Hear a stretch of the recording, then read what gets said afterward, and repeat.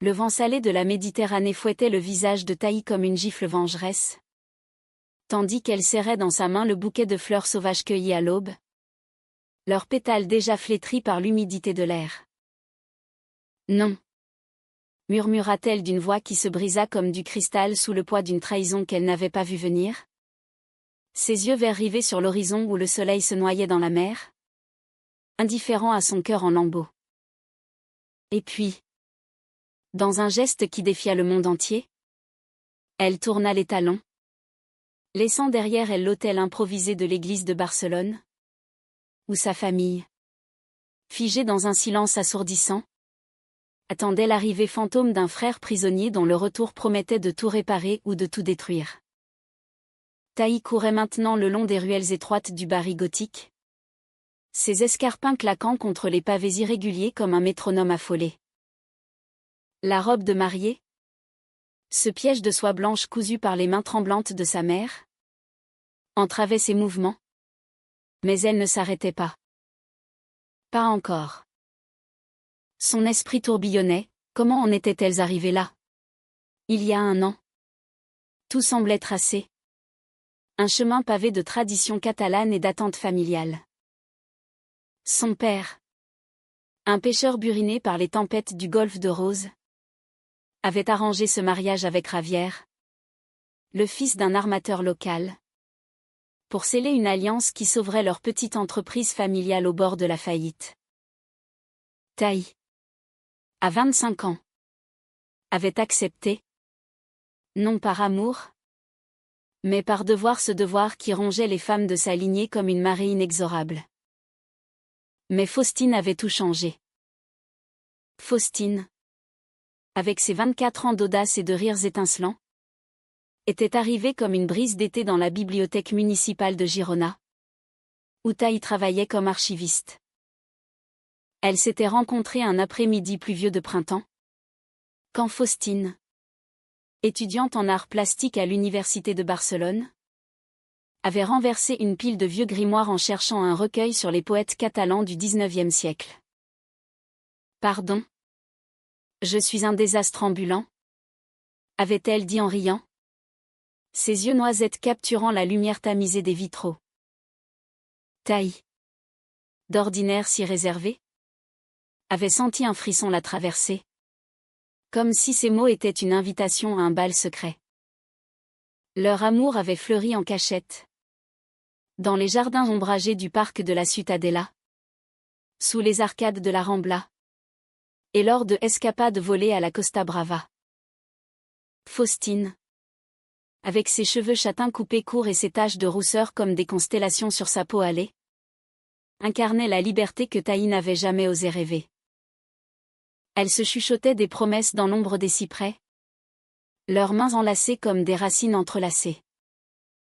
Tu es mon horizon, Taï, murmurait Faustine, ses lèvres effleurant la courbe de l'oreille de sa bien-aimée. Et toi? Ma tempête? Répondait Taï, le cœur battant au rythme des vagues invisibles qui les portaient. Pourtant, l'ombre de la famille planait toujours. Les parents de Taï, Elena et Ramon, étaient des piliers de leur communauté côtière, ancrés dans les coutumes où l'honneur primait sur le désir. Et puis il y avait Marc, le frère aîné de Taï, incarcéré depuis 3 ans à la prison de Ledonné pour un vol armé qui avait mal tourné, une erreur de jeunesse, disait-il. Un regret qui rongeait la famille comme une rouille marine. Attends-le, ma fille, avait supplié Elena lors d'une veillée à la maison familiale. Une bâtisse de pierre blanchie à la chaux dominant la baie de Cadaqués. Le mariage avec Javier peut être reporté. Marc sort en conditionnel bientôt, il aura besoin de stabilité pour recommencer. Ramon, les yeux rougis par le pastis et les souvenirs, avait hoché la tête, c'est pour le bien de tous. Javier comprendra. Taï avait acquiescé. Le gosier serré, car refuser aurait signifié briser le fragile équilibre qui tenait leur monde debout. Mais intérieurement, elle bouillonnait. Chaque nuit. Lové contre Faustine dans l'appartement exigu que cette dernière louait près de la Sagrada Familia. Elle se confessait, « Je ne peux pas continuer comme ça. Ce mariage est une prison plus étroite que celle de Marc. » Faustine, toujours si pragmatique sous son apparence bohème, caressait ses cheveux noirs ondulés et répondait, « Alors ? Brise les chaînes. Nous le ferons ensemble. » Le jour du mariage arriva comme une tempête imprévue. L'église de Santa Maria del Mar, avec ses voûtes gothiques et son odeur d'encens et de sel marin, était décorée de guirlandes de lauriers et de roses blanches, symbole d'une pureté que Taï ne ressentait plus. Les invités, une centaine de visages burinés par le soleil catalan, murmuraient des vœux de bonheur tandis que Ravière, un homme solide aux épaules larges et au sourire poli, ajustait sa cravate. Il n'était pas méchant. Ravière, juste un pion dans ce jeu familial. Un homme qui croyait encore à l'amour conventionnel. Mais au moment où le prêtre s'apprêtait à entonner l'hymne nuptial, un messager essoufflé fit irruption dans la nef. La conditionnelle de Marc est refusée, cria-t-il. Sa voix résonnant comme un glas sous les arches de pierre. Le juge a ajourné l'audience. Il faut attendre des mois. Un silence de mort s'abattit. Helena s'effondra en sanglots sur le banc. Ramon serra les poings jusqu'à ce que ses jointures blanchissent. Arrêtons tout, décréta Théil d'une voix rauque. Nous ne pouvons pas célébrer sans lui. C'est de la malchance. Taï, debout devant l'autel, sentit le monde basculer. C'était l'excuse parfaite, ou la pire des ironies. Ravière hocha la tête, compréhensif, et les invités se dispersèrent dans un murmure confus. Mais au lieu de soulagement, une rage sourde l'envahit. Pourquoi sa vie devait-elle être suspendue à celle d'un frère absent? À des traditions qui l'étouffaient?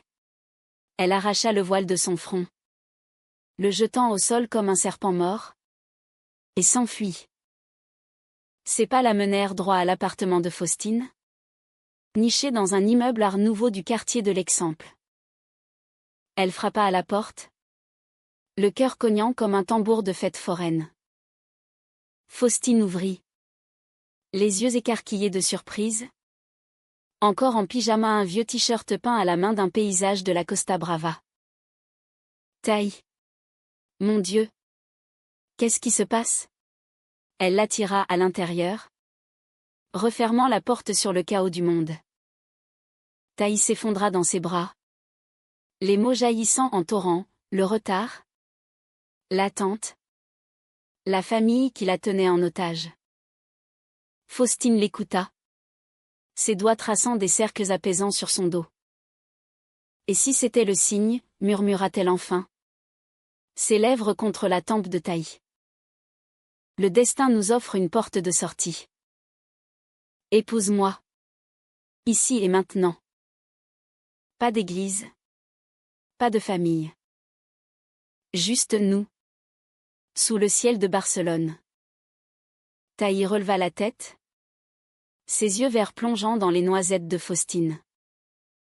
L'idée était folle. Magnifique. Terrifiante. Ils me renieront. Souffla-t-elle. Marc. Quand il sortira. Il aura besoin de moi. Faustine secoua la tête. Un sourire espiègle aux lèvres. Laisse-les. Ton frère aimera la femme que tu es vraiment. Pas le fantôme qu'ils veulent. Et moi? Je t'aime déjà entière. Cette nuit-là, elles conspirèrent comme des voleuses d'amour. Faustine connaissait un prêtre progressiste, un jésuite excentrique nommé père qui officiait des cérémonies discrètes pour les âmes rebelles. Il accepta, ému par leur histoire, et fixa le rendez-vous pour le lendemain soir, sur une plage déserte de la Costa Brava, près de Tossa de Mar. Que Dieu bénisse votre courage, dit-il au téléphone. Sa voix chaude comme un feu de camp. Le matin suivant, Taï affronta sa famille. Assise à la table massive de la cuisine, entourée des odeurs de pain grillé et de café amer, elle annonça: « Je pars. Et je me marie. Pas avec Ravière. Avec celle que j'aime. » Elena porta la main à sa poitrine, comme frappée par une lame invisible. Taï. Ma chérie. Tu divagues. C'est le choc. Marc. Ramon abattit son poing sur la table. Traîtresse. Tu abandonnes ton sang pour. Pourquoi? Une passade? Les mots blessèrent plus que des gifles. Taï se leva. La tête haute. Ce n'est pas une passade. C'est ma vie. Et Marc comprendra. Un jour. Elle quitta la maison sans un regard en arrière. Le cœur lourd mais allégé d'un poids invisible. La route sinueuse vers Tossa de Mar déroulait ses virages comme les méandres d'un cœur amoureux. La mer turquoise scintillant à bâbord sous un soleil impitoyable. Taï conduisait la vieille Cid de Faustine. Une épave rutilante aux sièges usés par des années de voyages improvisés. Faustine, assise à ses côtés, fredonnait un air de Joan Manuel Serra. Sa main posée sur le genou de Taï en un geste possessif et tendre. Regarde. Les pins parasols qui dansent avec le vent. Dit-elle, pointant du doigt les silhouettes élancées qui bordaient la côte. C'est nous, fortes. Un peu folles. Et impossible à abattre. Taï sourit faiblement. Mais son esprit vagabondait vers les ombres du passé. Marc, son grand frère, avait toujours été son protecteur. À 10 ans, quand les garçons du village l'avaient taquiné pour sa silhouette élancée et ses rêves de livres plutôt que de filets de pêche, Marc les avait chassés d'un regard noir et d'une menace voilée. Ma petite sœur est une princesse des mots. Pas une fille de la mer comme vous. Avait-il grogné. Pourtant, c'est lui qui avait glissé. Emporté par la colère d'une vie trop dure. Le vol, un bijou d'héritage familial. Censé être revendu pour payer les dettes, avait tourné au drame quand un vigile s'était interposé. 3 ans de cellule. Et maintenant cette attente interminable. Il sortira. Se répétait Taï.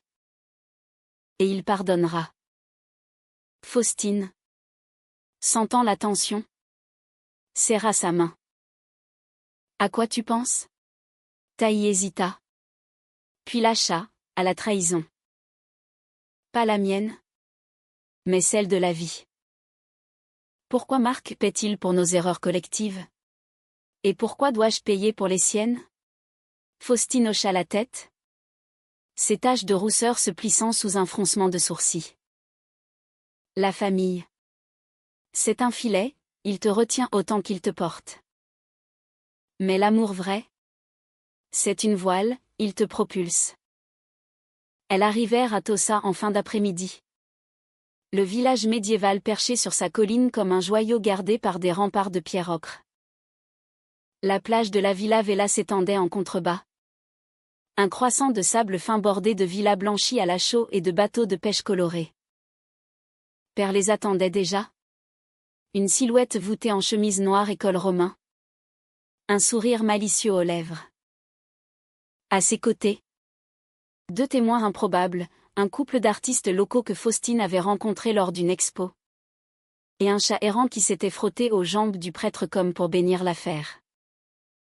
La cérémonie fut simple, poignante, imprégnée de cette poésie catalane qui mêle terre et mer, passion et mélancolie. Le soleil couchant peignait le ciel en teintes de safran et d'azur, tandis que les vagues murmuraient un chœur ancien. Père, d'une voix grave et chantante, lut un extrait de l'amant de Marguerite Duras, un clin d'œil audacieux à l'amour interdit. L'amour n'est pas une habitude, récita-t-il. C'est une passion qui consume et régénère. Taï et Faustine. Acceptez-vous de vous lier dans cette danse éternelle? Oui, répondit Taï. Sa voix ferme malgré les larmes qui perlaient à ses cils. Elle glissa une alliance en argent martelé, un anneau gravé d'une vague stylisée au doigt de Faustine. Celle-ci, les yeux brillants, répondit en écho, oui. Pour toutes les tempêtes à venir. Elles s'embrassèrent sous les applaudissements épars des témoins et le miaulement approbateur du chat. Un baiser salé par les embruns et doux comme le miel de romarin. Ce soir-là, dans une posada nichée dans les remparts, elles firent l'amour pour la première fois en tant qu'épouses. La chambre, aux murs tapissés de carreaux mauresques, s'emplit de leur souffle mêlé, de rires étouffés et de murmures en catalan et en français, car Faustine, mi-française par sa mère, parsemait leur nuit de mots d'amour parisiens.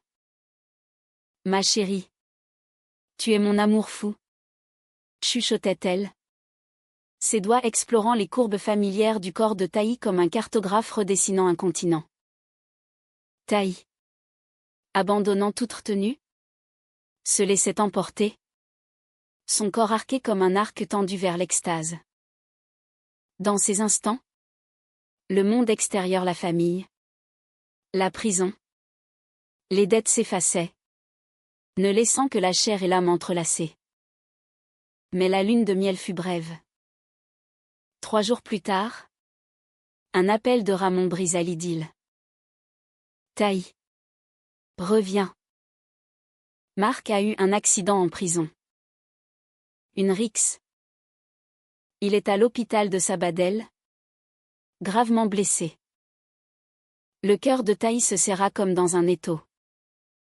Elle raccrocha, le téléphone glissant de sa main moite.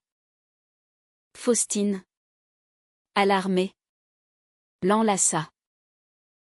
Je viens avec toi. Mais Taï secoua la tête, non. C'est ma croix. Laisse-moi affronter ça seule. Le trajet vers Sabadell fut un calvaire de routes encombrées et de pensées tourmentées. L'hôpital. Un bloc de béton anonyme aux couloirs imprégnés d'antiseptiques, semblait avaler la lumière. Marc gisait dans une chambre stérile.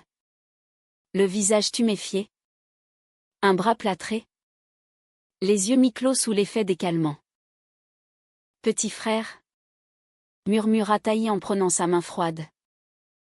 Il ouvrit les yeux. Un sourire faible aux lèvres. Tu es venu. J'ai entendu pour le mariage annulé. Ravière. Elle secoua la tête. Oublie Ravière. J'ai épousé Faustine. Hier. Sur la plage. Un silence pesant s'installa. Rompu seulement par le bip monotone du moniteur. Puis Marc rit. Un rire rauque et douloureux. Ma rebelle. Maman va en faire une attaque. Mais ses yeux s'embuèrent. Je suis désolée. Taï. Pour tout. Ma faute. Ses dettes. J'ai tout gâché. Elle serra sa main plus fort. Non. C'est nous qui t'avons laissé tomber. Mais je suis là maintenant. Et quand tu sortiras, tu marcheras à notre mariage le vrai. Dehors, Elena et Ramon attendaient. Des ombres hagardes. La confrontation fut inévitable. Comment as-tu pu, siffla Elena. Les joues striées de larmes. Une femme? Avec Marc dans cet état? C'est une abomination. Ramon. Plus mesuré mais tout aussi blessé. Ajouta, tu nous trahis tous. Pour une étrangère. Taï. Le dos droit comme un mât. Répondit, ce n'est pas une trahison. C'est ma vérité. Et Faustine n'est pas une étrangère, elle est ma famille. Maintenant. Les mots planèrent comme une malédiction. Helena se signa, murmurant une prière à la Vierge de Montserrat. Ramon tourna les talons, marmonnant, ne reviens pas tant que tu n'auras pas retrouvé la raison. Taï quitta l'hôpital le cœur en miettes. Mais une braise de détermination couvait encore. De retour à Barcelone, Faustine l'accueillit avec un repas improvisé, paella aux fruits de mer et vin rosé de la région. Raconte-moi tout, dit-elle doucement, en servant les portions fumantes. Taï déversa son âme, les larmes se mêlant au riz safrané. Faustine écouta, puis prit sa main, ils guériront. Ou pas. Mais nous sommes solides. Demain, nous irons voir Père pour officialiser les papiers. Et ensuite, une vie nouvelle. Pourtant, les ombres s'allongeaient. Ravière, apprenant la nouvelle par les ragots du village, envoya un message laconique, je respecte ton choix. Mais ta famille souffre. Réfléchis. Pire encore, un appel anonyme, une voix déformée. Peut-être un cousin jaloux menaça, si tu persistes. Marc paiera en prison. Les rumeurs circulent vite là-bas. La peur s'insinua. Un serpent froid dans le ventre de Taï. Était-ce de la paranoïa? Ou une vraie menace née de la trahison familiale? Les semaines suivantes furent un tourbillon de joie fragile et d'angoisse tapie. Taï et Faustine s'installèrent dans un petit appartement au cœur du Born. Un quartier bohème aux rues pavées de galeries d'art et de cafés enfumés. Les murs, peints en bleu méditerranéen, s'ornaient de toiles de Faustine, des portraits abstraits de Taï. Ses yeux verts stylisés en tourbillons de mer et de ciel. C'est toi. Vu de l'intérieur, expliquait Faustine. Un pinceau encore taché de cobalt entre les dents. Taï, émerveillé, traçait du doigt les courbes, et toi? Où es-tu là-dedans? Partout. Ma muse. Dans chaque vague. Leur routine se tissait de moments volés, des promenades au marché de la Boqueria, où elles se chamaillaient pour choisir les meilleurs piments et les figues les plus mûres, des nuits à danser la sardana dans les plazas. Leur corps se frôlant au rythme des tambourins, des après-midi paresseux sur les toits terrasses. À siroter du cava en regardant les mouettes tournoyer autour de la cathédrale. L'amour les enveloppait comme une brume douce, effaçant les cicatrices. Pourtant, Taï ne pouvait ignorer les appels non répondus de sa mère. Les lettres froissées de Ramon, des suppliques mêlées de reproches. Marc va mieux? Mais il demande de toi. Reviens. Avant qu'il ne soit trop tard. La trahison frappa par un après-midi d'automne pluvieux. Taï rentrait d'une journée à l'archive. Les bras chargés de livres sur l'histoire lesbienne en Catalogne, une recherche personnelle pour ancrer leur union dans un passé rebelle. En poussant la porte, elle trouva Faustine affaissée sur le canapé, le visage blême, un téléphone débranché à la main. « Qu'est-ce qui se passe ?» demanda Taï. Le cœur cognant. Faustine leva des yeux rougis. « C'était ton cousin, Louis. Il a appelé de la part de ton père. Il dit que Marc a été tabassé à nouveau en prison. Cette fois. C'est grave, commotion cérébrale. Côte cassée. Et ils blâment toi. Ils disent que tes choix immoraux ont semé la discorde. Que les autres détenus l'ont ciblé à cause des ragots familiaux. Sa voix se brisa. Il a même dit que si on ne rompait pas, il ne paierait plus les avocats de Marc. C'est du chantage pur. Taï sentit le sol se dérober. Elle s'assit lourdement. Les images de Marc enfant riant sur la plage, la protégeant des vagues se superposant à celles de sa silhouette brisée. C'est ma faute, murmura-t-elle. J'ai cru que l'amour pouvait tout guérir. Mais je le tue. Lui. Faustine se jeta à ses genoux, les mains sur ses cuisses. Non. C'est leur poison. Pas le nôtre.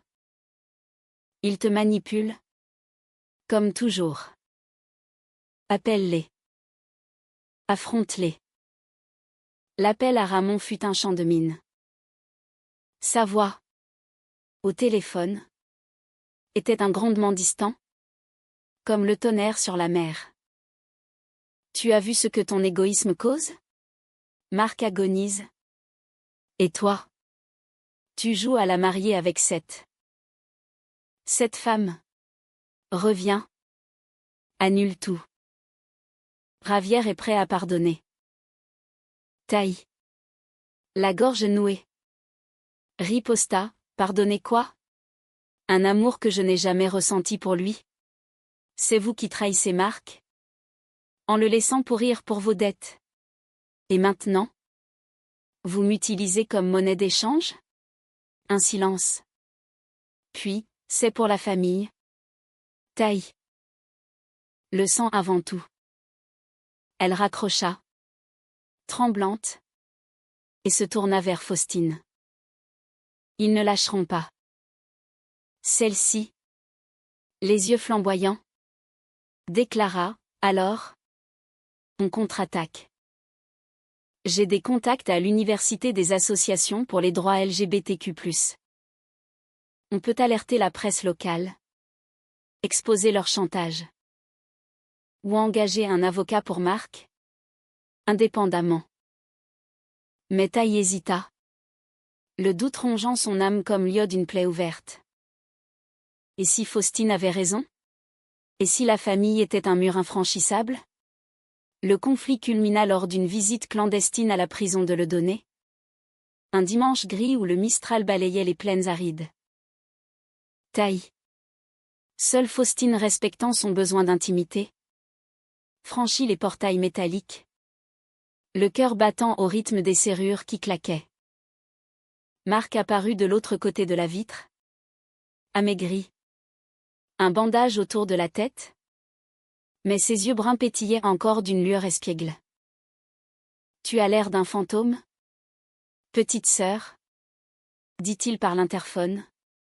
Sa voix nasillarde. Ils parlèrent pendant 1 heure. Les mots coulant comme un vin trop fort. Taille confessa tout, l'amour pour Faustine. Le mariage secret. Le chantage familial. Marc écouta, hochant la tête. Puis lâcha, je les ai entendus. En visite. Papa et maman. Ils sont désespérés. Mais ils ont tort. Tu sais. En cellule. J'ai lu des trucs. Des histoires d'hommes aimant des hommes. De femmes comme toi. Ça m'a fait réfléchir. L'amour. C'est pas une prison. C'est la clé. Il pressa sa paume contre la vitre. Soutiens-moi pour la conditionnelle. Et vis ta vie. Je te pardonnerai pas si tu sacrifies tout pour moi. Les larmes coulèrent. Chaudes et libératrices. Je t'aime. Marc. Et je vais me battre pour nous deux. Dehors. Sous la pluie fine. Taille appela Faustine, viens me chercher. On rentre.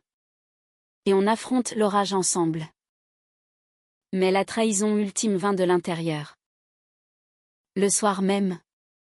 En fouillant les affaires pour un document oublié. Taille trouva une lettre cachée dans le sac de Faustine, une missive de l'ex de cette dernière. Une artiste parisienne nommée Camille. Suppliant un retour, tu mérites mieux qu'une Catalane coincée dans ses traditions. Reviens à Paris. Où l'amour est libre. Le papier trembla dans sa main. Était-ce cela? Le doute qui rongeait Faustine lors de leur silence? Avait-elle cédé à la tentation? Par peur de l'inconnu? La confrontation éclata comme un orage d'été. C'est quoi? Ça? Lança Taille. La lettre brandie comme une arme. Faustine pâlit, puis fondit en larmes. Je ne lui ai pas répondu. C'est du passé? Un fantôme.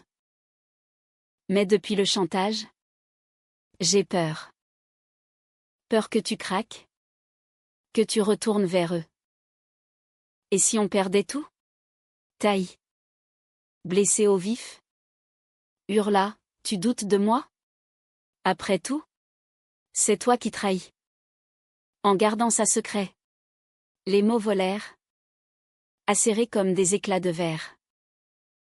Faustine plaida, c'est ma vulnérabilité. Pas une trahison. Je t'aime. Taï. Plus que tout. Mais le mal était fait. Taï claqua la porte. Errant dans les rues luisantes de Barcelone. La pluie lavant ses larmes mais pas sa douleur. Elle passa la nuit dans un hôtel anonyme près du port, écoutant les sirènes des cargos comme un requiem pour leur amour fissuré. Au matin, un appel de père la tira de sa torpeur. Bonne nouvelle. Marc a un nouvel avocat. Pro bono. Grâce à une association. Et ta famille.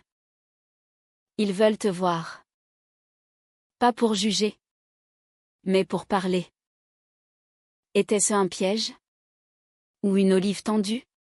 Le retour à la maison familiale fut un pèlerinage chargé de silence lourd.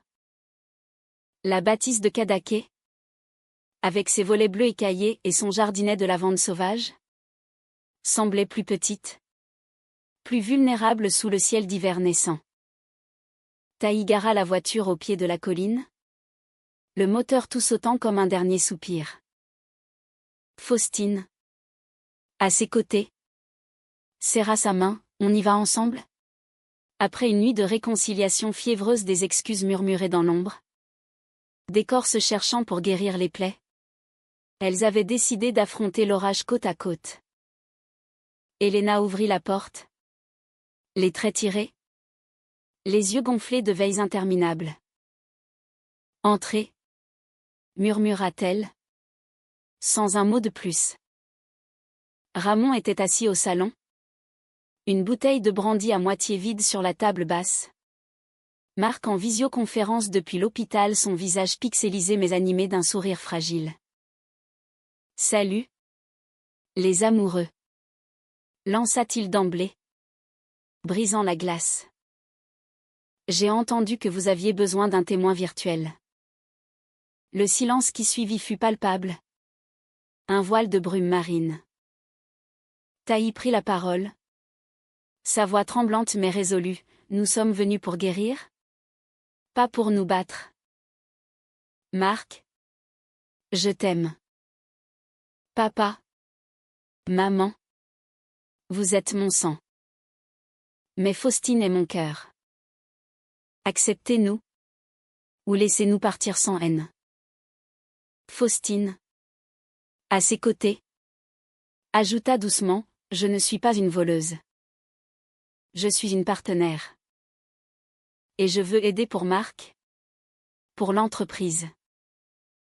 Mes contacts à Barcelone pourraient. Ramon l'interrompit d'un geste.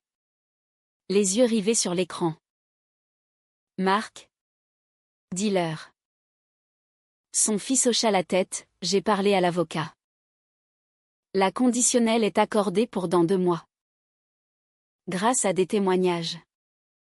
Et à la pression publique. Un article dans la Vanguardia sur les familles déchirées par les traditions. Anonyme. Mais efficace. Il marqua une pause. Ses yeux cherchant ceux de Taï. Et j'ai lu la lettre que tu as trouvée? Faustine. Celle de Camille. Un cousin l'a interceptée et l'a envoyée à papa pour nous diviser. C'était leur dernier coup bas. La révélation frappa comme une lame de fond. Elena étouffa un sanglot, nous. Nous avons eu peur.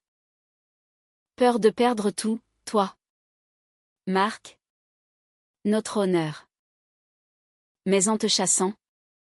Nous avons tout brisé. Pardonne-nous. Ramon. La voix éraillée. Ajouta, Ravière a compris.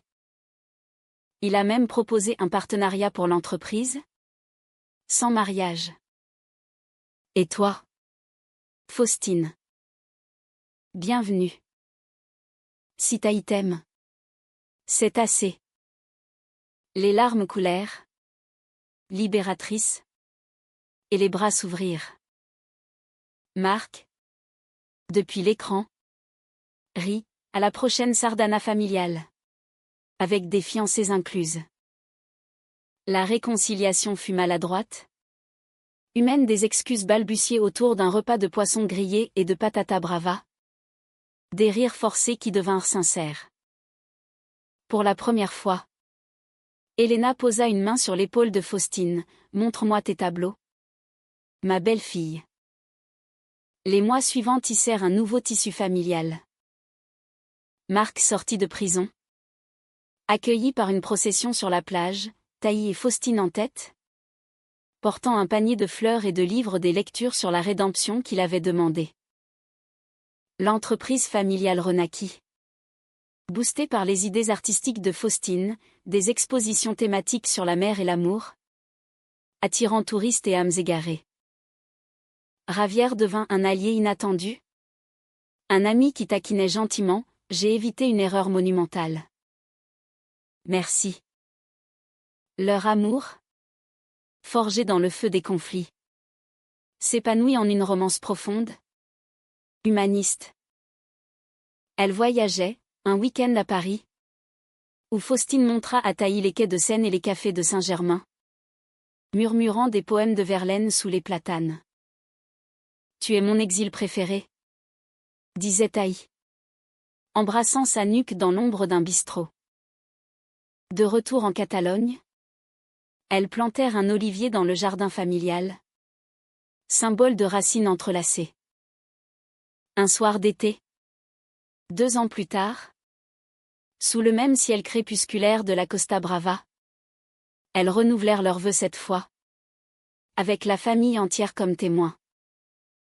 Marc, les cheveux rasés et le sourire éclatant, porta les alliances.